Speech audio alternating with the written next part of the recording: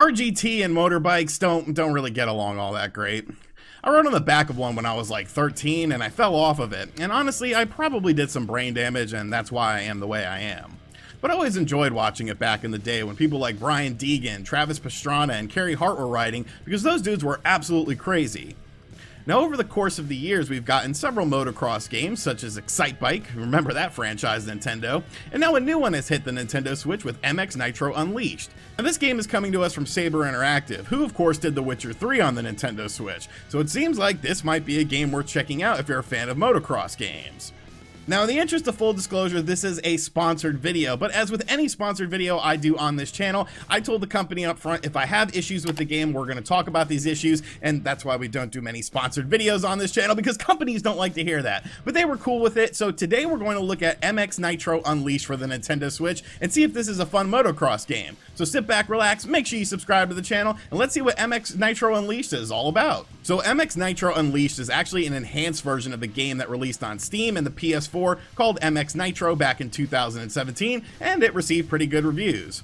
When you start up the game, you get a brief tutorial on how everything works, and then you are thrust into the career mode of the game. The career mode is where you will spend most of your time playing, but the nice thing about the game is the variety of events you do in the career mode. By defeating sections of the career mode, you unlock different branches in the path, which are basically different courses with different objectives to do. Each race has an objective that you have to meet, ranging from things like finishing in first place or getting the highest trick score to unique events like tandem and unison moves being done with a teammate.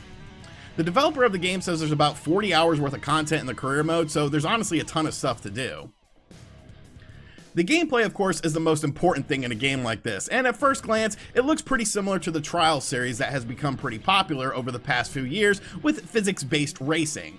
I do think there are some similarities with the Trials franchise, but I also think there's more similarities with something like Excitebike, but with a more advanced twist. Now, Excitebike was of course huge on the NES, we got Excitebike 64 on the Nintendo 64, and that was pretty much it, because we're not really counting the Wii games because, I mean, you didn't have a bike in them. There is an emphasis on physics in the game on certain courses, but other courses are much more unique. For instance, there's a beautiful sand night course in which there are really no jumps, and the only way to go faster is by using your nitrous that you gain from doing wheelies. It adds a giant layer of strategy to things and is honestly really fun. Of course, there are more straight up race courses with huge jumps as well, which is pretty much the standard for this type of game, hill climb modes and downhill modes, but I really enjoyed the freestyle and trick based sections a lot too. The game has over 50 moves to string together, such as standard wheelies and flips to knack-knacks, which I always enjoyed saying, and crazier stuff such as the legendary heart attack done by Carey Hart. It's pretty fun stringing together crazy moves without crashing. At the end of each segment of levels you have a test where you have a boss battle. Yes, I'm serious, a boss battle. Now, it's not like an RPG or anything like that, it's basically just a one-on-one event with a character that is a bit tougher than the ones you meet in your standard races, and each one has a certain mission. By defeating the boss, you unlock new levels to play through and advance the game, but you also get cash and level up your character. Now, cash is important in this game because there's a ton of customization that you unlock and you have to buy these things. You can customize the look of your character through a variety of different things, such as uniforms, helmets, pants, and even bike decals to give yourself a more unique look. Also, as you progress through the game and level up your character, you unlock different bikes. Each bike has its own strengths and weaknesses, and some bikes are better suited for certain events than others, which I honestly kind of liked because it was fun trying to figure out which was the best bike to use at a certain time. You can also upgrade your bikes as well, and leveling up your character gives you access to more moves that you can do on your bike. Now, aside from the career mode, which is the main meat and potatoes of the game, there are also some online events as well. Select levels from the main game track your time, and your best time is then uploaded to an online leaderboard. You can then choose that in the online race section of the game, and it allows you to race a ghost of the person in first place on the leaderboards to improve your time. Now, not to toot my own horn or anything, but I am currently number 1 on the Andes foothills, but I do anticipate someone will knock me off in due time. Presentation-wise, the game is rather solid, especially considering that this is just a $10 game. The track variety is outstanding, ranging from dingy rusted towns to beaches to mountainous regions to the inside of a huge motocross track. The frame rate in the game is nice and solid, and the ragdoll physics in this game are fantastic. I was actually pretty surprised when I crashed right before the end of a race and my body skidded across the finish line, and instead of spawning me back on my bike, they actually gave my lifeless corpse the first place victory. Major props for that. The game is a touch blurrier in handheld mode than when in docked mode, but it's not a sizable difference, and the game is very enjoyable in handheld mode, which is how I played it for a majority of my time when I wasn't recording footage for the game. Now, as far as things I wasn't too fond of with the game, there are a few minor things, but nothing too major. First off, the difficulty felt a bit all over the place at times. Now, it might just be that I'm not super good at games like these, but there was one event in particular that I thought I was going to lose my mind, and I just thought it could not be done whatsoever. European Tour West Canyon Dawn. You basically have to land your bike on a bridge, and I swear I played this for 40 minutes straight and I just couldn't get it. Then I guess I just had the perfect run because I did it.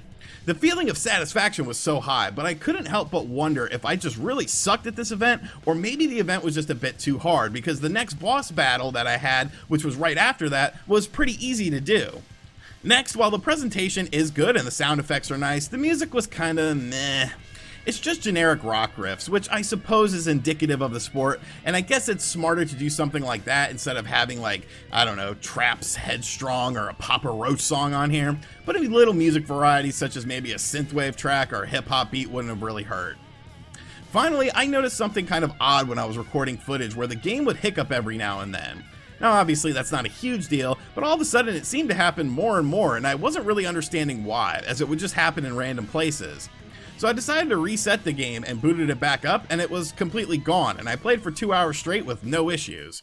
I'm not sure if my Switch was just running warm or something glitched in the game, but I did want to mention it. All in all though, MX Nitro Unleashed is a really good game, and the fact that it's only $10 honestly makes it all that much better. It doesn't look or feel or play like a cheap game, and there's a ton of content, customization, and great physics that round out this package. If you're a fan of the games like the Trial games or Excitebike, or even the MX vs. ATV series, or even the obscure games like Freakstyle, remember when EA used to do weird things, it's definitely a game worth checking out. Plus, you could beat my high score on the Andes Foothills and say you're better than me at this game. Alright, so those are my thoughts on MX Nitro Unleashed. Now, we of course took a look at the Nintendo Switch version of the game because we do a lot of Switch stuff on this channel, but this game is also available on the PS4, the Xbox One, and Steam as well. So if you like what you saw in the video from this game, you'll probably want to go ahead and pick it up. Like I said, it's only $10, and it's a really solid motocross game. There's a link in the description box down below if you want to purchase this game. It makes it nice and easy for you guys. So basically, let me know in the comments section down below what you think of this game. Is this a game that you're going to be interested in? And as always, guys, thank you for checking out this video. I want to give a huge thank you to you guys, because since you guys watch my videos, you allow me to get sponsored video opportunities, so I wouldn't be able to do this without you guys, so thank you guys so much, and as always, I'll catch you guys on the next video. Later.